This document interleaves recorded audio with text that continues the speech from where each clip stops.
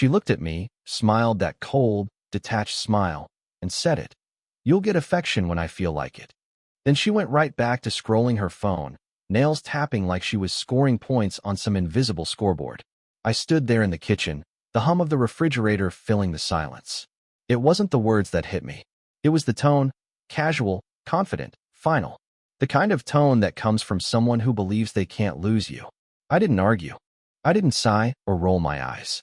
I just smiled, calm, unbothered, almost grateful.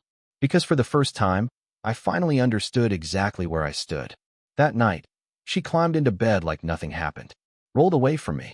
Her back, as usual, a silent wall between us. She fell asleep scrolling through her phone, blue light washing over her face, while I stared at the ceiling. Not angry, not hurt, just clear. I realized something. She didn't take my silence as distance. She took it as submission. She thought she'd won. But she didn't notice the moment I stopped playing the game. In the morning, I didn't make her coffee. Didn't ask if she wanted almond milk or cream, like I always did. I just left the house before sunrise, grabbed a black coffee from Starbucks, and sat in my car. I watched the sky lighten over the parking lot, the world waking up, and thought, this is peace. Not the kind she preaches on her yoga podcasts. Real peace. The kind that comes when you stop begging to be seen. I started small. Quiet adjustments. She liked control, so I gave it to her. All of it. I stopped reminding her about bills. Stopped fixing things around the house. When she asked if I'd seen her charger, I just said, haven't noticed, and walked away. When she came home to an empty fridge, she frowned like something was wrong with the universe. But I didn't apologize. She wanted independence. I was giving her the full experience. At work, I stayed late. Hit the gym afterward. The guys there barely spoke. Just the sound of weights, sweat, silence. Perfect. I started wearing cologne again, something clean and subtle. Not for her. For me. One night, I came home late, wearing a new shirt that actually fit. She was sitting on the couch, wine glass in hand. Netflix paused on some reality show she used to binge. "You're late," she said, eyes sharp, testing. "Didn't realize there was a curfew," I answered, hanging my jacket. She blinked, thrown off. I didn't wait for her reply. I walked to the kitchen, poured myself a glass of water, and left it at that. The next morning, she stood at the counter with her coffee, watching me. "You've been quiet lately," she said. I smiled. Yeah, that was it. Just one word. Simple. Empty. Powerful. That night, I didn't go straight home.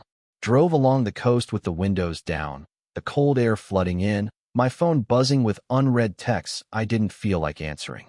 I stopped at a gas station, grabbed a Coke, leaned against my car, and looked at my reflection in the glass door. For the first time in years, I didn't see the man she'd trained me to be. I saw someone coming back to life. She thought she owned my silence. She had no idea what it would feel like when I turned it against her. And that was just the beginning. She didn't notice it right away. Maybe she thought my silence was temporary, a phase I'd grow out of once I'd cooled off. But silence, when it's deliberate, has a way of expanding. It seeps into everything. The kitchen, the living room, the spaces between footsteps. Within a week, our house didn't sound like a home anymore. It sounded like a waiting room. The first crack appeared on a Tuesday morning.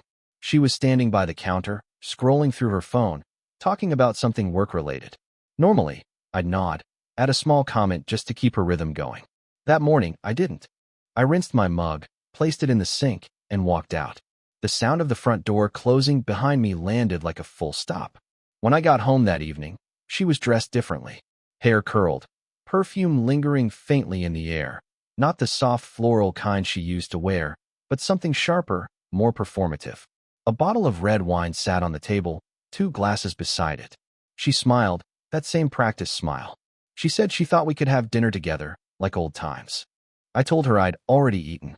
She laughed lightly, but I could see her hand tremble as she lifted the glass. I didn't argue.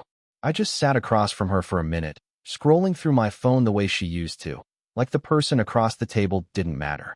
It was strange watching her sit in the silence she'd once built for me. She shifted in her seat, eyes flicking toward me every few seconds, waiting for something. A joke, a question, a hint that the old version of me was still in there somewhere. He wasn't. I'd started spending more time outside the house. Sometimes I'd drive for hours with no destination, the hum of the highway louder than any conversation we ever had. Sometimes I'd stop at a small diner, order a black coffee and a slice of pie, and just sit there watching people. There was a kind of peace in anonymity, being seen by strangers who didn't expect anything from me. She texted me that night. "You didn't say good night."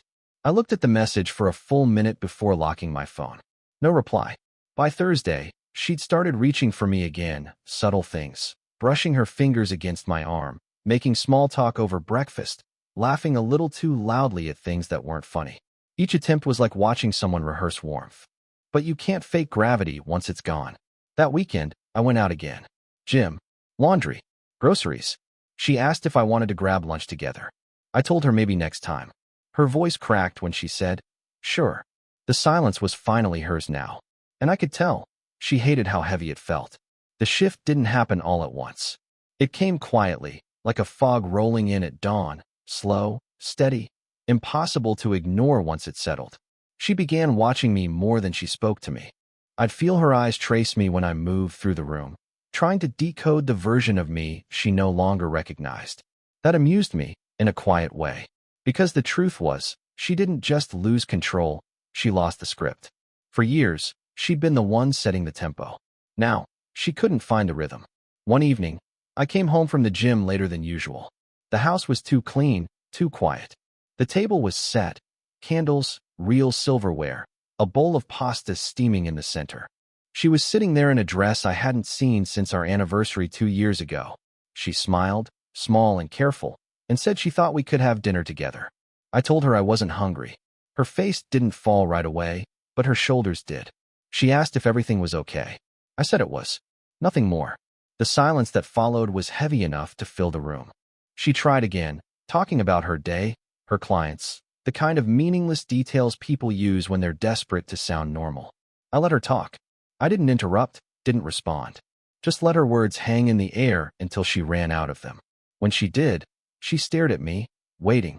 I looked up, smiled politely, and said I had an early morning. Then I walked upstairs. The next day, she texted me from work. A short message, almost hesitant. She said she missed how we used to talk. I stared at the screen for a while, then typed back. "Yeah, things change." That was it. She didn't reply. By Friday, the tension was visible. She lingered near me, inventing reasons to be in the same room. Folding laundry I'd already folded. Asking questions she didn't care about the answers to. I could feel the panic underneath her calm tone. The fear of irrelevance. The realization that the distance she created wasn't a wall she could hide behind anymore. It was a canyon she couldn't cross. That night, I sat in the living room, scrolling through emails on my MacBook, a cold bottle of Heineken sweating on the table beside me. She walked in quietly, barefoot, eyes red around the edges. She stood there for a long time before saying she didn't like how things felt between us. I told her I didn't like pretending anymore. No shouting, no sarcasm, just the truth, stripped bare. She didn't answer. She just turned and left the room. But I knew right then, for the first time, she was scared. Not of losing the marriage, but of losing her grip on me. And that fear? That was the beginning of her unraveling. It was the small things that gave her away. The nervous tapping of her nails against her coffee mug in the morning. The way she started checking her phone, then setting it down without unlocking it. The way she laughed louder around other people now, like she was trying to prove something. I watched it all quietly. I didn't confront her. I didn't accuse. I just observed. Because the moment you stop reacting, people reveal exactly who they are. A week passed, then two. Her new energy wasn't happiness. It was panic disguised as confidence. She tried to reclaim control in the only way she knew, by pretending she didn't care. She posted more, smiled wider, captioned everything with lines about new beginnings and self-love. I didn't comment, didn't ask who was taking the photos. The silence from me said enough. She came home late one Friday, smelling faintly of someone else's cologne, not strong, just enough to notice. She looked surprised to find me awake, sitting in the living room with the TV on mute. She froze, waiting for me to ask where she'd been. I didn't. I just nodded once and went back to scrolling through my phone. That reaction, or lack of one, cut deeper than any argument could have. The next morning, she was up early, making pancakes. Something she hadn't done in months. She talked too fast, too bright. Asked if I wanted to go to the lake that weekend, just like old times. I said I had plans.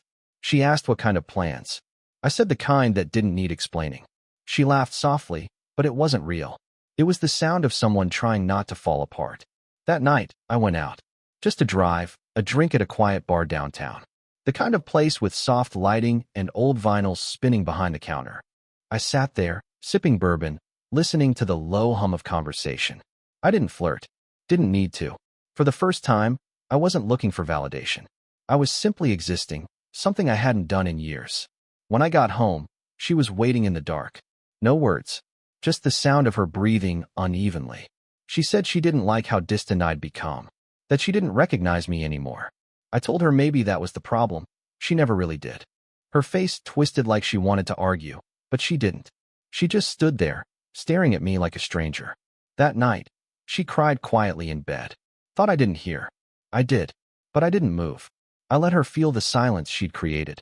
Let her understand what it means when indifference finally turns inward. She thought I was punishing her. I wasn't. I was simply done holding together something that was already broken. The next few weeks were a quiet unraveling. She tried to pretend everything was fine, but it was written in the way she moved. Slower. Hesitant. Like someone walking through a dream that's turning into a nightmare. She used to glide through the house like she owned it. Now she lingered in doorways, glancing at me as if asking permission to exist in the same space. I didn't grant it. I didn't deny it. I just carried on as if she were a ghost passing through. Her attempts grew clumsy. One night, she came home with takeout from that Thai place she used to love, the one we'd gone to on our anniversaries before everything started falling apart. She set it out on the table like a peace offering. She said she missed this. I asked what exactly she missed. She didn't have an answer. Her eyes dropped to her plate. I told her to eat before it got cold and walked out to the porch. Outside, the air was cool, quiet. I sat there with a glass of whiskey, watching the neighborhood lights flicker. For the first time, I didn't feel trapped. The silence, the distance, they didn't suffocate anymore. They steadied me. It's strange how peace can sound like absence. The next morning, she was different. She tried to make herself smaller somehow. Soft voice, cautious steps, everything rehearsed. She said she wanted to understand what was happening to us. I told her nothing was happening. That was the truth. Nothing was left to happen. The story had already ended. She just hadn't realized it yet. She started asking where I was going, who I was seeing. Questions that used to sound like control now came out like fear. I didn't lie. I just didn't elaborate. If I said I was going out, that was all she got. The mystery wasn't for her benefit. It was for mine. Watching her imagination twist in the silence she once weaponized, it was poetic. One night, she came into the living room and sat next to me. Not close, but close enough. She said she didn't like who she'd become. She said she wanted to start over. I didn't look at her. I said, starting over usually requires something worth saving. The silence that followed was sharp. She sat there for a long time before getting up and walking away. That was the night I packed a small bag. Just a few things. Nothing dramatic. No threats, no scenes. I left it by the door and slept soundly for the first time in months. She thought my distance was temporary. But what she didn't know, I had already begun disappearing for good. It was early Saturday morning when I finally left. No scene, no confrontation. Just quiet movement, the way you step out of a room where someone's sleeping. She was still in bed, one arm thrown across the empty space beside her, the same space she'd created months ago. I looked at her once, not with anger, not even sadness. Just clarity. Then I picked up my bag and walked out. The front door closed with the softest click, but to me, it sounded like thunder. I didn't go far at first. I stayed in a small Airbnb by the water, nothing fancy. A worn couch, a half-stocked kitchen, a view of the ocean through fogged windows. It was enough. I made coffee, sat by the window, and let the silence wrap around me. For the first time in years, it wasn't heavy. It was healing. I wasn't running away from her. I was returning to myself. 2 days later, she called. Once. Then again. Then 10 more times. I didn't answer. Her text came next, short, confused, emotional. She said she didn't understand what was happening, that she just wanted to talk. I read them all, one by one, then put my phone face down on the table. She wanted clarity, but she never offered it when I needed it. Now she could sit with the same uncertainty she'd fed me. That evening, I took a walk along the boardwalk. The air smelled like salt and rain. I passed a small cafe, the kind with old jazz playing from hidden speakers and a neon sign flickering open in soft red light. I sat down, ordered a burger and a Coke, and watched people move around me. No expectations, no tension, just motion. It hit me then. I wasn't missing her. I was missing the version of myself I used to be before I started shrinking to fit her moods. The next morning, I turned off location sharing, shut down the joint bank card, and rerouted the bills. She wanted freedom, autonomy, independence. Now she had all three. The irony wasn't lost on me. By the end of the week, I got an email, her words measured, polite, desperate between the lines. She said she wanted to meet, to talk things through. I stared at it for a long time, then hit delete. That night, I stood on the balcony, watching the waves break against the shore. My phone buzzed once more, then went still. I didn't even check who it was. I just whispered to myself what she'd never understood. Sometimes disappearing isn't about revenge. It's about peace. And peace, once you find it, doesn't negotiate. A week passed before she found out where I was. I don't know how. Maybe through the shared insurance. Maybe through a friend who couldn't keep quiet. I was sitting on the porch of the Airbnb, coffee in hand, when her car pulled up. Same car I used to wash for her every Sunday morning while she slept in. She stepped out slowly, eyes searching, body language fragile in a way I'd never seen before. She didn't look like the woman who once said she didn't need anyone. She looked like someone who'd finally realized what that actually meant. She said my name softly, like testing a word she hadn't spoken in years. I didn't move. I didn't invite her in. She started talking fast, about how she'd been wrong, how she missed me, how things could be different now. I listened, but not the way she wanted me to. I wasn't hanging on her words. I was studying them, measuring the distance between her tone and her truth. She said she hadn't been herself lately. I almost laughed. That's the thing about people. They always say they weren't themselves when the consequences arrive.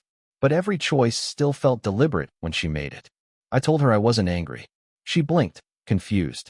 Anger would have been something she could still work with, something to fight against.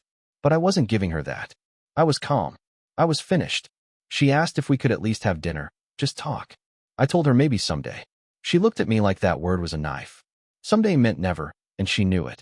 After she left, I sat there for a while, watching her taillights disappear down the road. The silence that followed wasn't empty.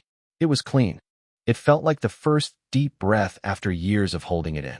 That night, I got a message from a mutual friend. She'd been asking around, telling people she was trying to make things right. I didn't respond. Let her have the story. Let her play the victim in conversations I'd never hear. Because I finally understood something she never would. Walking away isn't weakness. It's strategy. The next morning, I went for a run along the beach. The sun was coming up, the world painted gold and blue. My lungs burned, my body ached, but it felt good, alive, clean, earned. When I stopped, I looked out at the horizon and realized something that settled deep in my chest. She wasn't my loss. She was my lesson. And some lessons are worth every ounce of silence it takes to learn them. It didn't take long for the silence to reach her world. Friends stopped calling her as much. Her posts, the ones about freedom, healing, self-love, started getting fewer likes, fewer comments. The same people who once cheered for her independence now whispered that she'd gone too far. I didn't have to say a word. Her own reflection was doing the work for me. A month after I left, I saw her by accident. Grocery store. Middle of the day. She was standing in the frozen aisle, staring at something but not really seeing it. When she noticed me, her entire posture changed. She smiled, that familiar, overly bright smile people wear when they're terrified of looking broken. She said I looked good. I thanked her, politely, like you would a stranger. She asked how I'd been. I told her life was simple now. Peaceful. She laughed nervously, said she was happy for me, but her eyes betrayed her. They flickered with disbelief, like she couldn't comprehend that I'd actually moved on without theatrics. That night, she texted me again. She said she missed the way we used to laugh. I read it, then deleted it. There was nothing left to say. She wanted to reopen a door I'd already sealed shut. The thing about walking away quietly is that it leaves people haunted. They can't point to a moment, a fight, a last word. They can't convince themselves they were right. They're left replaying everything, searching for clues, wondering when the air started to change. That's what she was living in now, the endless loop of her own what-ifs. A mutual acquaintance told me later that she'd started skipping work, that she was going through something. I didn't ask what. I didn't need to know. Some storms are meant to be weathered alone. Meanwhile, my life had become beautifully boring. Mornings with black coffee and a run by the shore. Work that didn't feel like obligation. Evenings with silence that didn't sting. I'd stopped checking my phone altogether. Peace wasn't loud. It didn't announce itself. It just filled the space where chaos used to live. Sometimes, when I thought about her, I felt a faint echo, not longing, not regret, just acknowledgement. She was a chapter, not a sentence. A lesson written in arrogance and silence. She thought love was control, but real love is presence. And once you stop being present, you lose everything. She taught me that without ever realizing it. And in the end, that was her legacy. The woman who mistook indifference for power and didn't notice until she was standing alone, holding everything that no longer mattered. It was late autumn when she reached out again. The message came at night, just one line. She said she finally understood. No explanations. No apologies. Just that. I stared at it for a long time. There was a time when those words would have undone me, when I would have driven through the night to hear her say them in person. But not now. Understanding meant nothing when it arrived after the damage was done. I didn't respond. Some truths don't need witnesses. I saw her one more time, a few weeks later. A mutual friends gathering. She hadn't expected me to show up.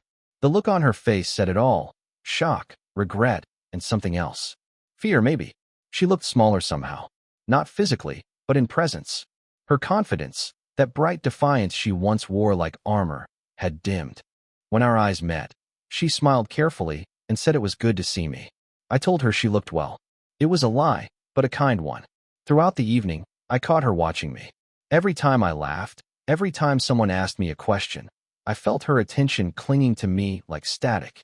She wanted to know if I was still hers in some way, if she could still affect me. But I wasn't playing that game anymore. I wasn't angry. I wasn't bitter. I was free. And that, more than anything, terrified her. When I left, she followed me out to the parking lot. She asked if we could talk.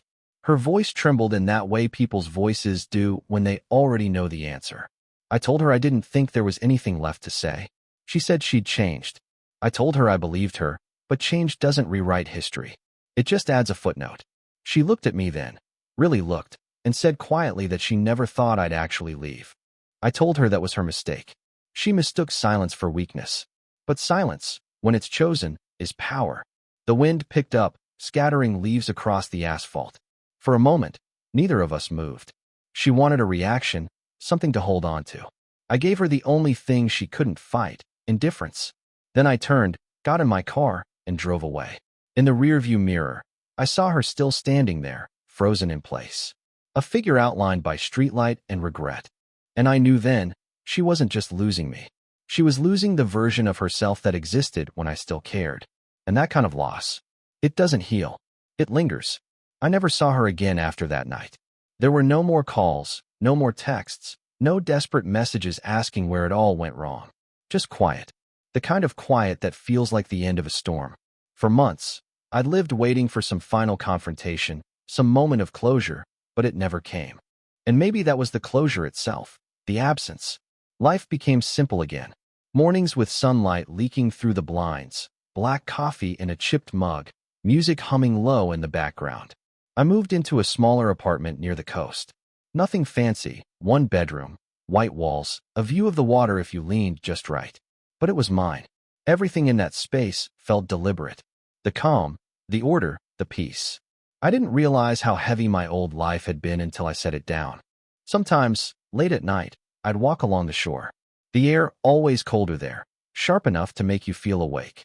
I'd think about how she once said she felt trapped, how she needed space, freedom, independence. And she got all of it. The universe gave her exactly what she asked for, a life without me in it. People still ask what happened between us. I don't give them details. I just say, we grew in different directions. It's simpler that way. They nod, assuming it was mutual, peaceful, mature. They'll never know the truth, that the real end wasn't in anger or betrayal, but in realization. The moment I understood that love shouldn't feel like convincing someone to see your worth. One afternoon, months later, I saw her again by accident. She was sitting alone at a cafe, hair tied back, a paperback open in front of her. For a second, our eyes met. She smiled, small, hesitant, like someone approaching a memory. I nodded once, polite, distant. Then I turned away. No conversation. No nostalgia. Just peace. Walking away wasn't revenge. It was self-respect. She thought she'd broken me, but all she did was strip away everything that wasn't real. What was left was quiet strength, the kind that doesn't need to prove a point. As I stood outside, the wind off the ocean hit my face, and for the first time, I felt nothing but calm. No anger, no ache, no weight. Just stillness. And that's when I realized the truth that had been waiting all along. I didn't disappear. I just stopped showing up where I wasn't respected.